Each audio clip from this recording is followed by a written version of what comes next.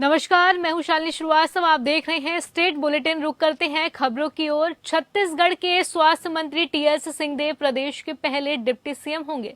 बुधवार रात कांग्रेस अध्यक्ष ने उनकी नियुक्ति को मंजूरी दे दी है।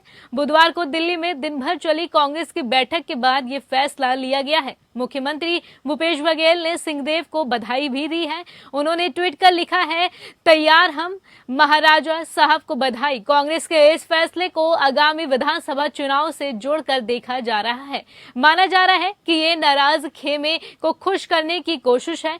टीएस सिंहदेव छत्तीसगढ़ के मुख्यमंत्री बनना चाहते थे। ऐसा दावा किया जाता है कि सरकार गठन के वक्त ये तय हुआ था कि पहले 2.5 साल बघेल और फिर 2.5 साल सिंहदेव सीएम होंगे, लेकिन ऐसा हुआ नहीं। इससे नाराज सिंहदेव ने 16 अगस्त 2022 को पंचायत एवं ग्रामीण मंत्रालय छोड़ दिया था। उन्होंने मुख्यमंत्री भूपेश बघेल को 4 पन्नों का लंबा पत्र लिखकर मंत्रालय छोड़ा था। मंत्रालय छोड़ने का कारण उन्होंने इसका प्रदेश के आवासहीन लोगों को आवास नहीं मिलने और जन घोषणा पत्र में किए गए वादों का पूरा नहीं होना बताया था। हालांकि वह स्वास्थ्य और वाणिज्य कर मंत्री बने रहे। टीएस सिंहदेव कांग्रेस सरकार के आधार स्तंभों में से एक हैं। 17 दिसंबर 2018 को उन्होंने मुख्यमंत्री भूपेश बघेल के साथ मंत्री पद की शपथ ली थी और इस दौरान मुख्यमंत्री ने केवल 2 मंत्री सिंहदेव और ताम्रध्वज साहू के साथ कैबिनेट का गठन करके सरकार की औपचारिक शुरुआत की थी। इसके पीछे कोई और भी चर्चा हुई है क्या? नहीं, बाकी कोई चर्चा बाबा, क्योंकि आप ये क्या इन 4 महीनों में ऐसी क्या चीजें सबसे पहला काम क्या करेंगे? 4 महीने बस बचा हुआ है। कौन क्या करेंगे? प्रायोरिटी क्या रहेगी? उप मुख्यमंत्री को अलग से कोई काम में अलग से कोई प्रभार नहीं होता। एक दर्जा मिला है प्रोटोकॉल में, शायद उसमें कोई दर्जा की बात हो।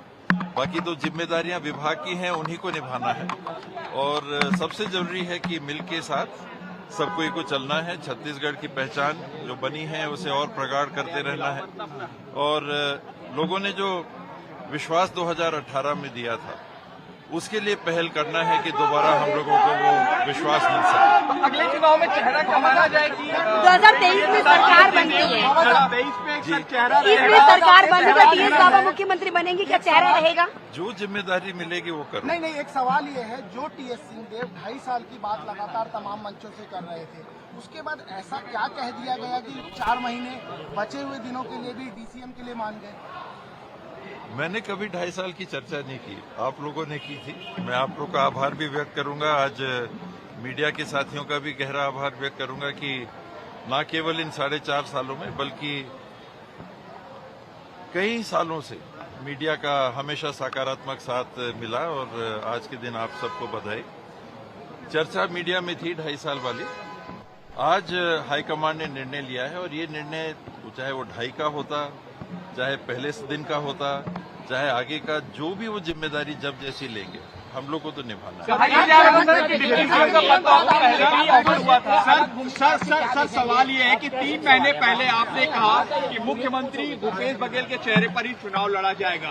अब क्या इस बैठक के बाद और आपको जो नई जिम्मेदारी मिली उसके बाद क्या परिस्थिति बनी है? क्या मुख्यमंत्री आज भी मुख्यमंत्री भूपेश बघेल जी हैं और अमूमन यही होता है कि जो मुख्यमंत्री होते हैं, पीसीसी प्रेसिडेंट होते हैं, यही आगे रहते हैं, इन्हीं का चेहरा आगे रहता है। छत्तीसगढ़ में टीएस सिंहदेव के उप मुख्यमंत्री बनने के बाद से सियासत के तापमान में बढ़त देखी जा रही है। सियासत में गर्माहट आने के बाद आम आदमी पार्टी के प्रदेश प्रभारी संजीव झा ने प्रेस को संबोधित करते हुए कांग्रेस पर बड़ा हमला बोला है।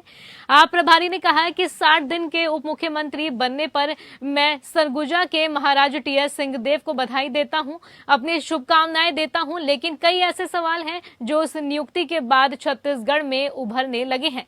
छत्तीसगढ़ की जनता आज अपने आप को ठगा सा महसूस कर रही है। झा ने कहा कि भूपेश हैं तो भरोसा है कि जो बात छत्तीसगढ़ में की जा रही थी आज वह बदल कर भूपेश है, बदल कर दी गई है। वहीं जो बता दें कि भ्रष्टाचार है, भूपेश हैं तो कलंक है और आज कांग्रेस का केंद्रीय नेतृत्व शायद ये समझ चुका है कि भूपेश बघेल के चेहरे पर आगामी आने वाले 2023 के विधानसभा चुनाव में कांग्रेस विजय प्राप्त नहीं कर पाएगी। इसलिए डैमेज कंट्रोल के रूप में टीएस सिंहदेव को झुनझुना पकड़ा कर उप मुख्यमंत्री का पद दिया गया है। 15 साल के भारतीय जनता पार्टी के शासनकाल में जो भ्रष्टाचार हुआ था उससे चौगुनी गति से भूपेश बघेल ने भ्रष्टाचार किया है। 2023 का जो चुनाव आने वाला है उसमें आम आदमी पार्टी जनता के बीच में विकल्प के तौर पर 90 सीटों में चुनाव लड़ रही है और हमें पूर्ण विश्वास है कि आज जनता भारतीय जनता पार्टी और कांग्रेस से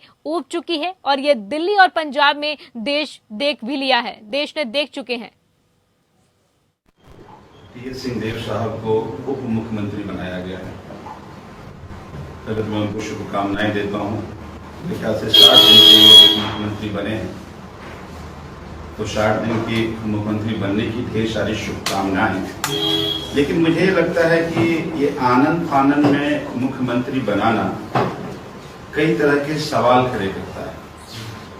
पहला सवाल कि क्या कांग्रेस कोई डैमेज कंट्रोल कर रही है? क्या ये अब कांग्रेस मान रही है कि भूपेश बघेल पर छत्तीसगढ़ की जनता को भरोसा नहीं है?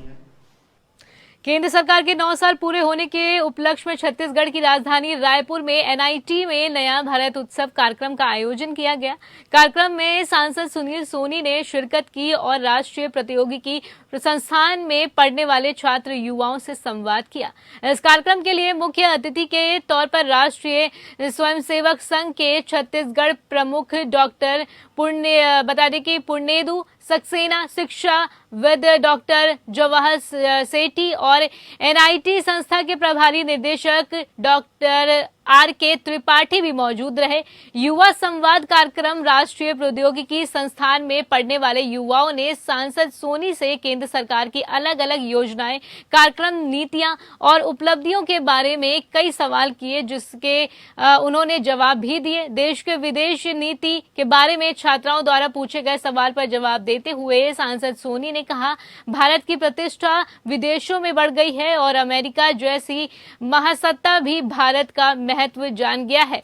वहीं पिछले 9 साल में केंद्र सरकार ने स्वच्छ भारत मिशन, प्रधानमंत्री आवास योजना, जल जीवन मिशन, हर घर नल जैसी योजनाओं के माध्यम से देश के ग्रामीण क्षेत्र में आमूल परिवर्तन किए हैं। वहीं कोविड जैसी महामारी के संदर्भ किए गए सवाल का जवाब देते हुए सांसद सोनी ने कहा कि कोविड महामारी के दौरान केंद्र सरकार ने सुमेचु देश में 232 करोड़ वैक्सीन की डोज देकर सबकी जान भी बचाई है। इसके साथ ही नया भारत उत्सव के अंतर्गत लिए गए अलग अलग प्रतियोगिता के विजेताओं को सांसद सोनी और डॉक्टर सक्सेना के हाथों पुरस्कारों का वितरण भी किया गया।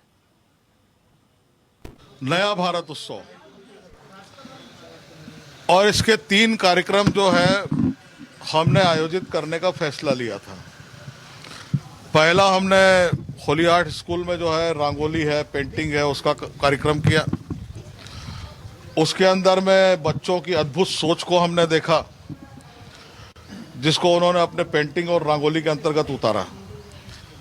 आज युवा संवाद, जो बच्चों के मन में जो जिज्ञासा थी कि नया भारत, आत्मनिर्भर भारत, विश्व गुरु की ओर बढ़ता हुआ भारत, तो ये नया भारत क्या है, इसको लेकर जो है बच्चों ने प्रश्न किए और मैंने कोशिश किया कि उन सारे प्रश्नों का मैंने जवाब भी दिया। लगातार हो रही बारिश से जहां देश के कई राज्यों में जनजीवन अस्त व्यस्त हो गया है, तो वहीं छत्तीसगढ़ में भी बारिश ने लोगों का जीना मुहाल कर दिया है। राज्य में हुई तेज बारिश के चलते कई हिस्सों में जलभराव की स्थिति बन गई है, जिसके चलते लोगों को कई समस्याओं का सामना करना पड़ रहा है। यहां तक कि ग्रामीणों को पीने के पानी के लिए जद्दोजहद करनी पड़ रही है। बारिश का पानी भरने से बता दें कि हैंडपंप डूब गए हैं। वहीं दरमिया इलाके के ग्राम रेवापुर आश्रित ग्राम लवाई डी के ग्रामीण पीने के पानी के लिए तरस रहे हैं।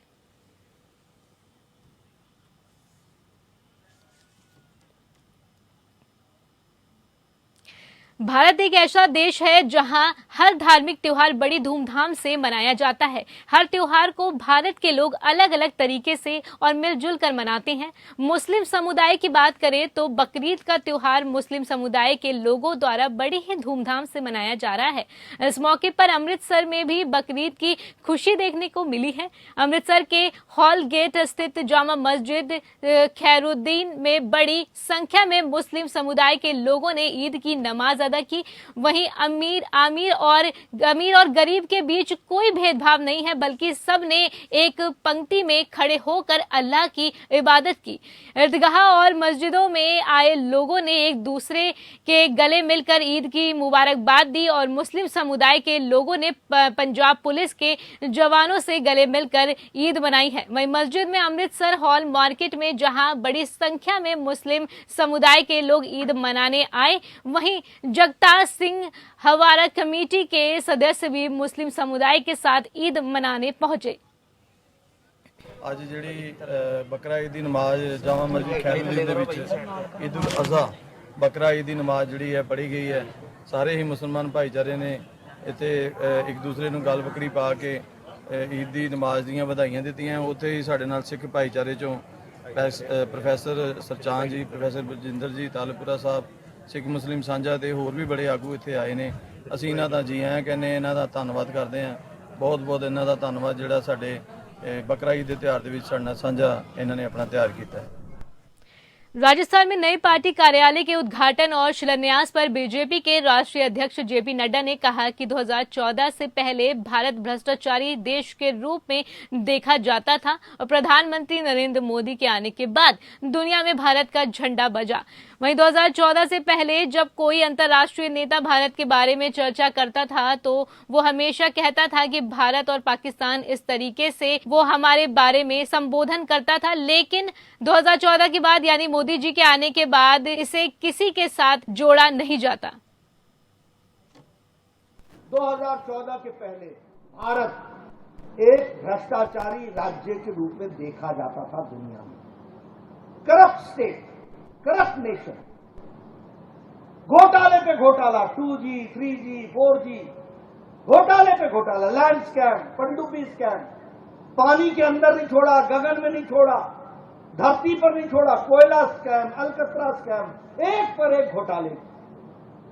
प्रधानमंत्री मोदी जी के आने के बाद दुनिया में भारत का डंका बजा और दुनिया में भारत की थाती बनी। इस बात को भी हमको ध्यान। जेएमएम ने राज्य में विभिन्न आयोग के प्रमुखों के खाली पदों पर नियुक्ति नहीं होने का ठीकरा भाजपा के ऊपर फोड़ा है।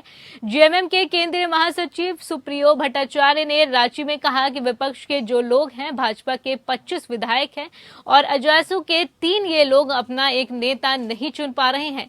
वहीं उन्होंने हेमंत सोरेन सरकार द्वारा हाल के दिनों में कराई जा रही नियुक्तियों को लेकर कहा कि हेमंत सोरेन के नेतृत्व वाली सरकार की राज्य के युवाओं को नौकरियां देना प्राथमिकता है।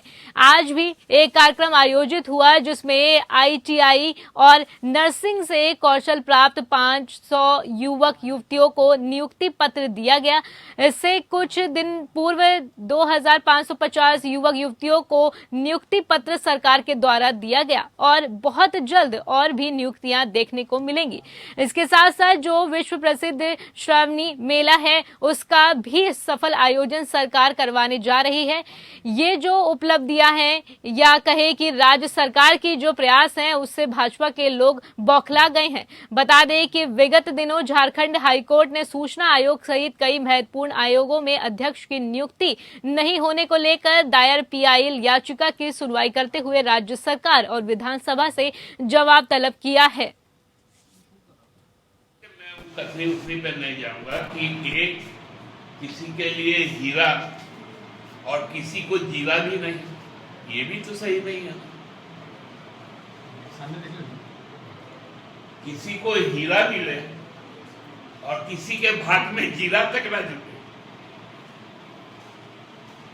उस पर क्यों नहीं बोलते? जेएमएम यूनिफॉर्म सिविल कोड के पक्ष में है या नहीं? पहले मसौदा तो आने दीजिए। और ये 9 साल के बाद क्यों याद आ रहा है? 24 का मुद्दा है क्या? साहिबगंज नया परिसदन स्थित सभागार में केंद्र सरकार के 9 वर्ष सेवा, सुशासन और गरीब कल्याण को लेकर बीजेपी ने प्रेस वार्ता का आयोजन किया, जिसमें उत्तर प्रदेश के कैबिनेट मंत्री स्वतंत्र देव सिंह ने मुख्य अतिथि के रूप में शिरकत की। उत्तर प्रदेश के कैबिनेट मंत्री स्वतंत्र देव ने केंद्र सरकार की योजनाओं और उपलब्धियों को लेकर कहा कि केंद्र की मोदी सरकार ने विदेशों में भारत का सम्मान बढ़ाया है, जिसके कारण विदेशों में भारत का जयकार हो रहा है। वहीं जाति धर्म से ऊपर उठकर केंद्र की मोदी सरकार ने 9 वर्ष में कार्य किए हैं। उन्होंने केंद्र सरकार के 9 वर्षों के जन कल्याणकारी योजनाओं के बारे में बताया। केंद्र की मोदी सरकार ने 9 वर्षों का कार्यकाल सबसे बेमिसाल रहा है और 9 वर्षों में गरीबों का कल्याण हुआ है और लोगों की सोच देशभक्ति की तरफ बढ़ी है। वहीं विपक्ष पर हमला करते हुए स्वतंत्र देव सिंह ने कहा, कांग्रेस के शासन में ट्रेन की सीट तक उजड़ जाती थी, लेकिन बीते 9 साल में देशवासी इसे राष्ट्र की संपत्ति मानते हैं। स्वच्छ भारत सामान्य का आंदोलन बन गया है। अपना पेट भरते हैं, अपना परिवार भरते हैं। जब जब क्षेत्रीय पार्टियां सत्ता में आते हैं तो राज्य का विनाश होता है, राज्य खुशहाल नहीं होता है, उनको गरीब नहीं दिखाई देता है, केवल अपना परिवार दिखाई देता है और भ्रष्ट लोग उनके नजदीक घेरे रहते हैं। चाहे कोई पार्टी उठा लीजिए, क्षेत्रीय पार्टियां कोई भी उठा लीजिए, क्षेत्रीय पार्टियां और वंशवाद की पार्टियां, जातिवाद क्षेत्रवाद, जहां जातिवाद है, जहां वंशवाद है, वहीं भ्रष्टाचार है, वहीं लूट खसोट है। कभी नहीं। भारतीय जनता पार्टी का अपना इतिहास है। डॉक्टर श्यामा प्रसाद मुखर्जी, पंडित दीनदयाल उपाध्याय, देश के गौरव अटल बिहारी वाजपेयी, आदरणीय नरेंद्र मोदी जी आज बीजेपी का नेतृत्व कर रहे हैं। एक व्यक्ति के ऊपर इनको तराजू में रख लीजिए और देश की सभी पार्टियां तराजू में रख लीजिए, आप अपने आप निर्णय करेंगे और जनता निर्णय कर देगी। साहिबगंज शहर में राष्ट्रीय महिला आयोग की टीम ने कई जगहों का निरीक्षण किया, जहां निरीक्षण सबसे पहले मंडल कारा, ट्रेन बसेरा, सदर अस्पताल, वृद्धाश्रम जैसे कई जगहों का किया गया और विधि व्यवस्था का जायजा लिया गया है। इस दौरान राष्ट्रीय महिला आयोग की टीम का नेतृत्व कर रही ममता कुमारी, जिला समाज कल्याण पदाधिकारी सुमन गुप्ता और जिला बाल कल्याण पदाधिकारी पूनम कुमारी ने सबसे पहले मंडल कारा का निरीक्षण किया। टीम ने महिला कैदी से मिलकर उनकी दिक्कतों को लेकर जानकारी ली, जिस पर पता चला कि महिला कैदियों के पास काम नहीं है, उन्हें अपने बच्चों से दूर रखा जाता है। देखिए, मैं अभी फरवरी 27 को नोटिफिकेशन हुआ है। इतने कम समय में मुझको आप आयोग का पूरा डाटा में कितना प्रतिशत, तो ये संभव नहीं है और ऐसे डाटा का कोई मतलब नहीं बनता है। आपको जब से आयोग का मेंबर बनने के बाद चाहे सफल मानती हूँ आप इसको भी महिला आयोग जो है अभी तक जो भी मामले आ रहे हैं उसका निष्पादन सही समय पर। झारखंड की राजधानी रांची के कांटा टोले स्थित सबसे व्यस्त बस स्टैंड में खड़ी 5 बसों में आग लग गई।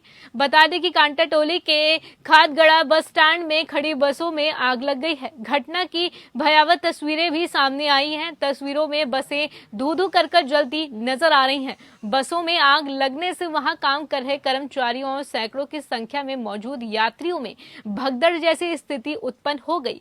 गौरतलब है कि ऐसे ही हादसा पिछले साल दिवाली के मौके पर हुआ था, जब बस में आग लगने से उसमें सो रहे चालक और सह चालक की मौत हो गई थी। हालांकि ताजा घटना में फिलहाल स्पष्ट नहीं है कि बसों में कोई मौजूद था या नहीं।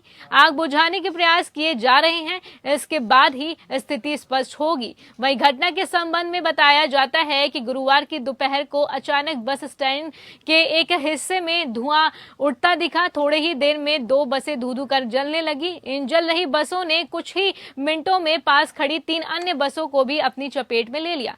आग की चपेट इतनी तेज थी कि मिनटों में बसें जलकर खाक हो गई। इन खड़ी बसों में आग बता दें कैसे लगी, फिलहाल ये स्पष्ट अभी नहीं है। आशंका व्यक्त की जा रही है कि संभवतः शॉर्ट सर्किट की वजह से आग लगी हो। आग लगने की सूचना दमकल विभाग को दी गई थी। हमारा 2 करोड़ का टेंडर है, नहीं कोई यहाँ दमकल है। हमें पैसा, मेरा पैसा सरकार चल रहा है, मेरा पैसा से आप खा रहे हैं, कोई हम लोग को देखने वाला नहीं है। यहाँ से लाखों का नगर निगम डेली वसूली करता है। ठीक है, लाखों लाखों का वसूली के बाद भी यहाँ पर न एम्बुलेंस की सुविधा होती है और न ही फायर ब्रिगेड की सुविधा होती है और न ही यहाँ पर स्वास्थ्य केंद्र का कोई सुविधा होती है। लेकिन ये नगर निगम का सबसे बड़ा विषय है कि यहाँ पर ही एम्बुलेंस और फायर ब्रिगेड की व्यवस्था और एक स्वास्थ्य केंद्र की व्यवस्था होना चाहिए। बोकारो में भगवान जगन्नाथ की रथ यात्रा 8वें दिन भाई बलभद्र और बहन सुभद्रा के साथ मौसी बाड़ी से अपने घर को लौट गए। इस दौरान जय जगन्नाथ और हरि बोल के नारों से पूरा बोकारो गुंजायमान हो उठा। भक्तों का हुजूम नाचते झूमते रथ को खींचते हुए नजर आया। भगवान जगन्नाथ 7 दिन पहले बोकारो के सेक्टर 4 स्थित जगन्नाथ मंदिर से रथ में सवार होकर सेक्टर 1 स्थित राम मंदिर अपने मौसी बाड़ी के यहाँ गए थे। यहाँ वह बीमार चल रहे थे। 8वें दिन भगवान जगन्नाथ का रथ जगन्नाथ मंदिर पहुंचा।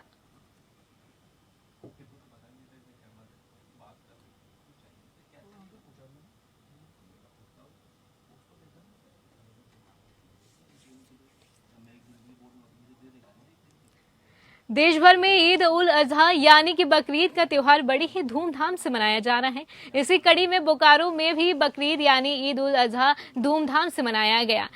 इस्लाम धर्मावलंबी मस्जिदों में इकट्ठा होकर नमाज अदा करती है और सुबह से ही मस्जिदों में नमाज अदा करने के लिए भारी भीड़ देखी गई है। सभी लोगों ने मस्जिदों में पहुंचकर इबादत की। बता दें कि नमाज अदा करने के बाद कुर्बानी दी जाती है। कुर्बानी दिए जाने के बाद गरीबों को इसका हिस्सा बांटा जाता है। नमाज अदा करने आए लोगों का कहना है कि हम लोग भाईचारे का संदेश देने का काम कर रहे हैं ताकि हिंदुस्तान में रहने वाले सभी लोग आपस में एक दूसरे के साथ प्रेम संबंध बनाए रखें और खुशी खुशी इस तरह के त्योहारों को मनाते रहें।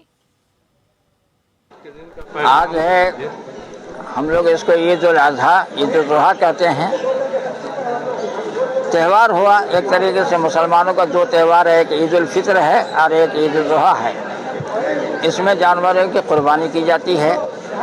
गरीब गुरबा को मसाकिन को उसको दिया जाता है। समझना, गरीब गुरबा मसाकिन को उसका खैरात सदका दिया जाता है। आपस में इत्तेफाक इत्तेहाद से रहने की अपील की जाती है, दुआएं की जाती हैं। सारे हमारे हिंदुस्तान के जितने मुसलमान भाई। बुलेटिन में अभी बस इतना ही। आप मुझे दीजिए इजाजत। नमस्कार।